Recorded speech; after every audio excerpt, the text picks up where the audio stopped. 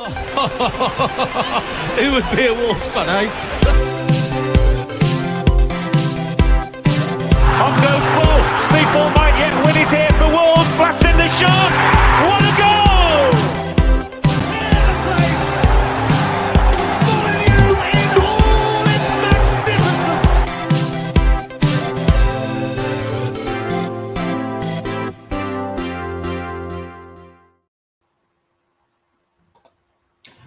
Hello everybody and welcome back to the Wolves Fancast YouTube channel for your latest Gully's tactical analysis with myself, GTA Fancast as we like to call it. I could be tempting fate massively here, but I sit on the 30th of January recording this with Wolves having made 6 signings this transfer window and believing that our business is done. And I think I just wanted to have a look at what that means for the team so far, what it looks like now that Julian Lopetegui has what he's likely to work with for the rest of the season, and whether that will solve our problems in front of goal, especially knowing that that is the real key area that we need to rectify as we look to keep our Premier League status by the end of this campaign. Now, we've made 6 signings. If I run through them, so that is Mario Lemina, Craig Dawson, Pablo Sarabia, Matheus Cunha, obviously who arrived very early on in the window, Daniel Bentley, who's come in as a backup goalkeeper, and today finally announced João Gomes, a very exciting young signing from Brazil, who by the looks of it won't be jumping into the team straight away, despite being quite a long sought after transfer. But I just wanted to see, from a data perspective, initially, there's been a lot of talk about whether we need a number 9 kind of signing, with Matheus Cunha not really considered that player that's going to feature at the top of the pitch, right at the tip end of the team and score plenty of goals, and whether a striker who has got more of a proven goal scoring record is required, or whether we can survive with kind of Raul Costa as those 2 options. Of kind of proper target men, penalty box strikers who we'd like to provide the goals to keep us in the league. Now, obviously, there's a very kind of simple way to start from a data perspective. I'm going to do my kind of best football appreciation YouTube channel tribute act. If you know of that one, obviously there's a lot of Wolves content, so make sure you check him out as well. But I'm going to do a very simple screen share from FBref, which is a data website which offers a hell of a lot of metrics that can really tell us a lot about the team, about other teams, about how we're performing in relation to everybody else in the league. And obviously we are the worst team in terms of goal scoring record within the Premier League at the moment, sitting on 12 goals. Now, we do like to consider kind of underlying metrics when it comes to that sort of number. And XG is the data that we kind of look to kind of tell us what we're achieving in line with what we've actually produced. And when you look at that, it's not much better. We're actually 3rd from bottom with an XG of 18.9. So we're actually underachieving against that number by 6.9 goals based on the level of chance that we're creating. So you can't necessarily point out the fact that our strikers, I would suggest, are missing lots of chances, or their finishing really isn't up to scratch. I think when you think about Raul and Diego Costa specifically, I think of a really good chance on debut for Costa against West Ham, where he had a header that went wide, and a really good chance against Crystal Palace, which he should have scored quite early on when Daniel Pedence put him through. As for Raul, he hasn't featured too much, obviously, because of injury, but he had a one-on-one against Bournemouth, which would have won us the game, which was obviously a problem at the time. If we'd have come away with a 1-0 win from that game, I think things would have looked a little bit healthier, but it still wouldn't have necessarily suggested that we've solved that problem anyway. But we're going to delve a little bit deeper into some of the more insightful metrics that FBref has to offer.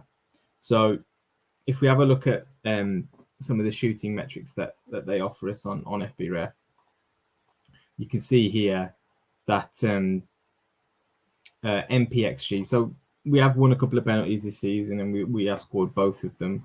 via Ruben Neves, but MPXG takes out the XG that relates to any penalties that a team has won. So it really kind of relates to open play chance creation.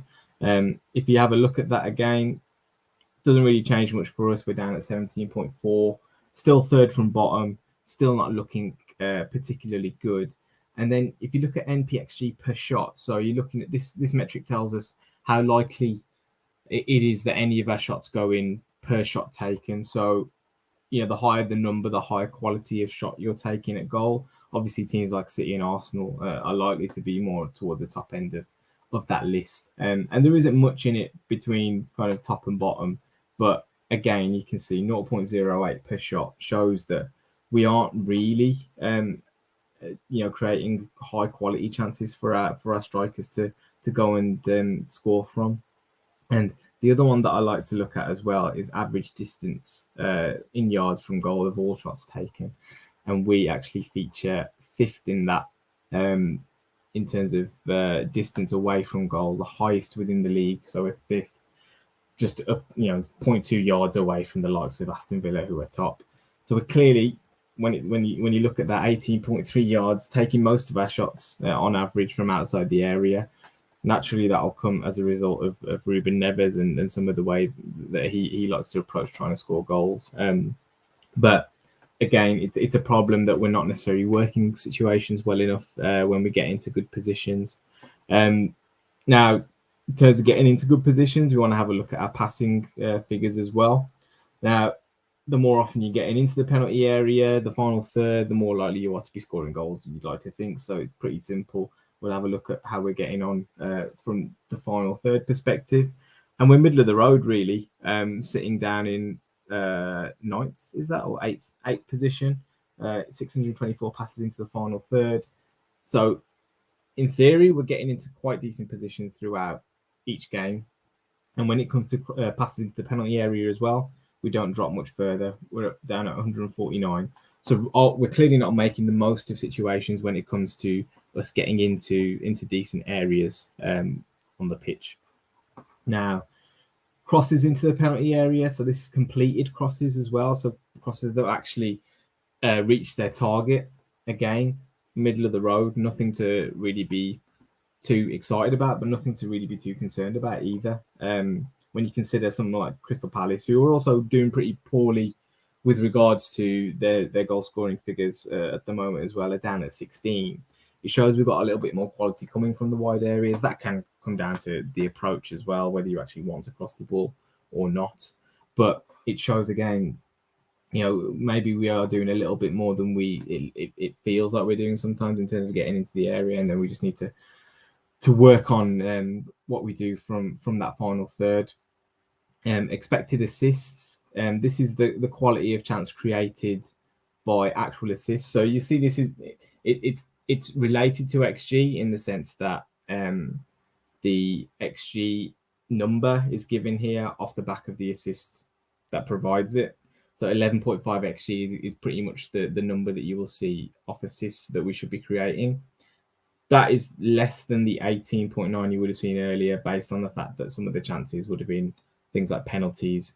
It might have been, ricochets in the box that weren't actually created by a Wolves player.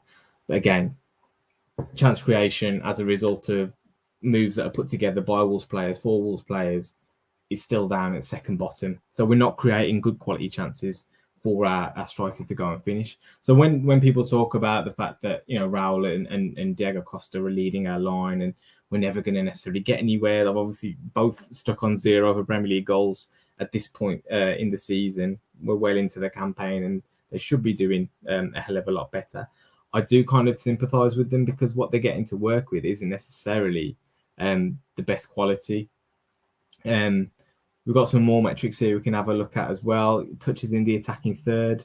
Again, middle of the road, smack bang in the middle there. We're not doing too badly on that front. And attacking penalty area touches as well, drops slightly. But it's not to say we're not getting into some decent positions to actually go and make something happen. It's just that when we get into those positions, the decision making in the final third is really letting us down. So, like I say, we probably can achieve quite a bit more with what we've got within the squad. Caveated by the fact that obviously new players are going to be brought in to try and adapt to that system. And Mateus Cunha was a player that I've profiled recently who is being spoken of as a player that will be able to sort of help in that regard. He's not a number 9, I don't think. He will probably do his best work playing off a striker. Factoring in the players like Pablo Sarabia, who is another new signing who's been brought in to affect the final third of the pitch, had a really healthy goal record last season, scored more than 20 goals in the Premier League for Sporting. And you start to paint a picture of what Lopetegui, I think, sees as the issue. I don't think he sees it as finishing. I think he sees it as genuine chance creation. And the more chances we create, the more goals we will score. And I think when you think about the signings that we made, you can kind of piece together a bit of a team that the Lopetegui might look to play when it comes to the rest of this season. And this is kind of my take on where I think this team is going. If I just share my screen again very quickly. So I did share this on Twitter previously and talked a little bit about what we can do with this lineup in and out of possession as well. So I'll walk you through it. We've got Jose Sarr in goal, Semedo, Collins, Kilman or Dawson. I think Kilman is the one that's probably more a threat in terms of his position within the team by Craig Dawson's arrival. Not too much to pick between Hugo Bueno and Ryan Aït-Nouri, but Bueno seems to have that shirt for the moment. Central midfield, I think, at the moment, certainly feels to me as if Ruben Neves and Mateus Nunes is kind of our premier selection in what would be a double pivot. But we've seen that that Lopetegui's gone with a third midfielder in there up to this point. We'll see how that looks with Mateus Cunha building up his minutes and playing a lot more.